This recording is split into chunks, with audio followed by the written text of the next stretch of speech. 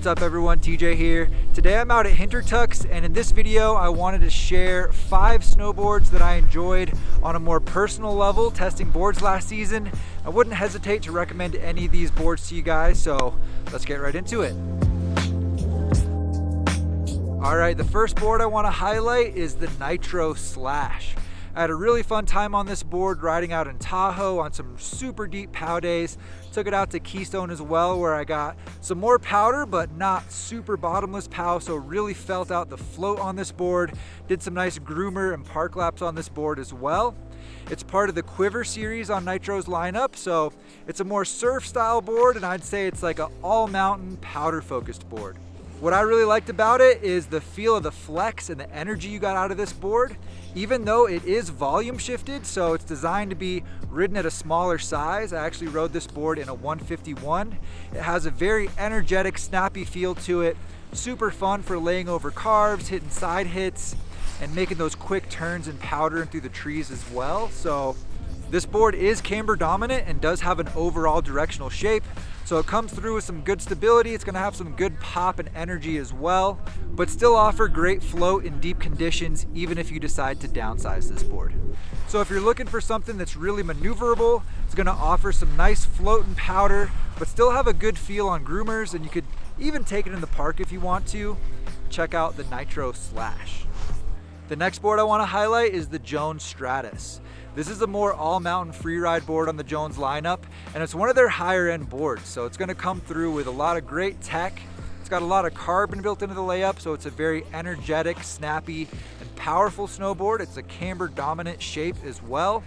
The overall outline of the board is directional to help you out in powder, but not super directional, so it still feels pretty good on groomers. You could even consider taking it into the park if you want to. You're also going to find Jones traction tech to help you out on that more firm, icy snow, as well as their 3D nose and tail to give you a bit of a smoother glide on those powder days. So overall, I just really enjoyed that energetic, snappy feel you'll find in this board. The flex is on the stiffer side of medium, so it's going to offer a lot of stability. It's a great board for exploring, getting in the trees, doing more technical runs as well, but still going to offer a nice benefit in powder. If you're looking for something like that, check out the Jones Stratus. The third board on this list is the Battalion Boss. This is actually going to be my personal board for the season that I'll be riding when I'm not reviewing snowboards, and it's pretty much Battalion's highest level park board. So you're going to get all the prime tech in it. It's going to have a super light core, a lot of carbon built into the layup, so this is actually a very energetic snowboard. I really like the way the flex feels on this thing. You're also going to find Battalion's highest end sintered base in this board, so that's a harder, faster, more durable base material. Has a really smooth, fast glide out there, which is helpful when you're hitting those bigger features. And of course, you're going to get the staples from Battalion, a full positive camber profile combined with their triple base technology. So you're going to get a very energetic, poppy feel out of this board. It's still somewhat pressable as well. It's not super stiff. I'd say just a little bit on the stiffer side of medium, as well as a very catch-free feel thanks to that 3BT. So if you're looking for a park board that's capable of hitting the biggest features but doesn't have a super overpowering feel, check out the Battalion Boss. I'm pretty excited to be riding this one this year.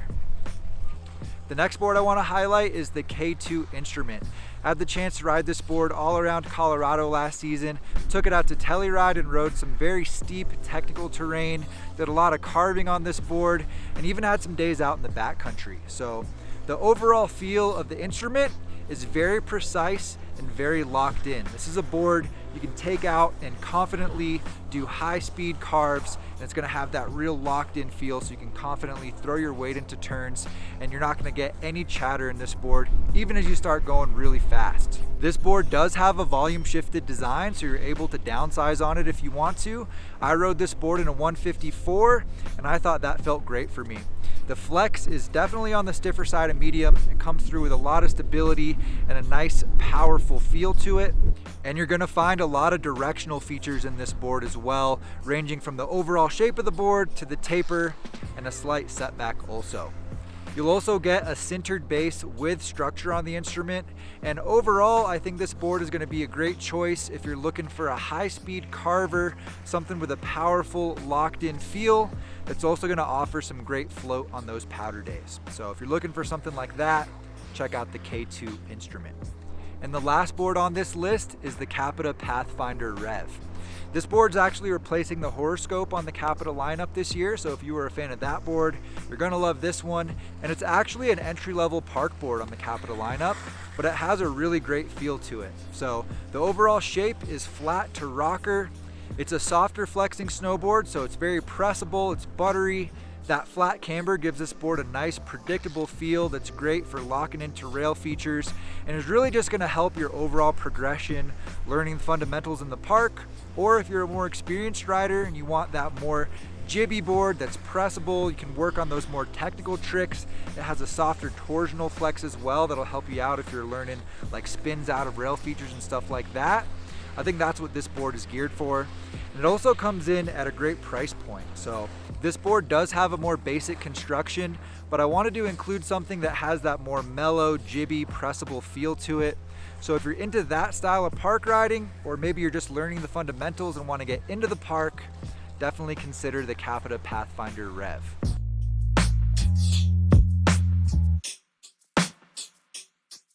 All right guys, that's gonna be it for my personal favorites for the 21-22 season. I hope you're as stoked on some of these boards as I am. If you wanna check out any of these snowboards in more detail, I'll have them all linked down in the description below. And if you've had a chance to ride some of these boards, let us know what you think about them down in the comments. You can leave any questions for me down there as well. Make sure to drop a like on the video if you got some value, and subscribe for more snowboard reviews. I really appreciate it, guys. See you next time.